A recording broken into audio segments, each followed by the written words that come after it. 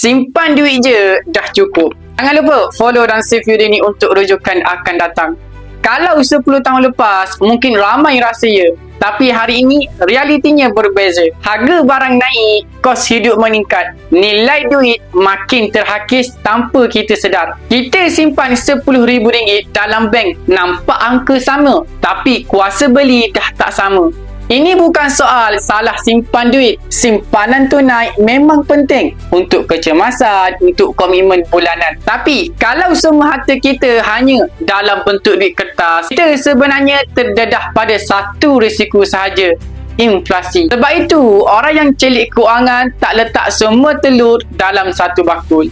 Mereka pelbagaikan. Ada tunai, ada emas, ada pelaburan, ada aset yang boleh lindungi nilai. Bukan untuk nak nampak kaya, tapi untuk lebih stabil. Zaman sekarang, bukan siapa yang paling banyak simpan duit, siapa yang paling bijak urus dan agihkan aset. Soalnya, bukan berapa yang kita ada hari ini. Soalnya, kalau ekonomi berubah esok, kita masih berdiri atau mula goyah. Mula kecil tak apa, yang penting mula dengan ilmu dan strategi. Okey, baik tuan-puan yang mana berminat untuk mulakan simpan emas di Public Gold, tuan-puan boleh refer pin video saya. Saya akan bantu anda sebaik mungkin. Ingat, perkongsian santai, tapi sampai jumpa anda di video seterusnya.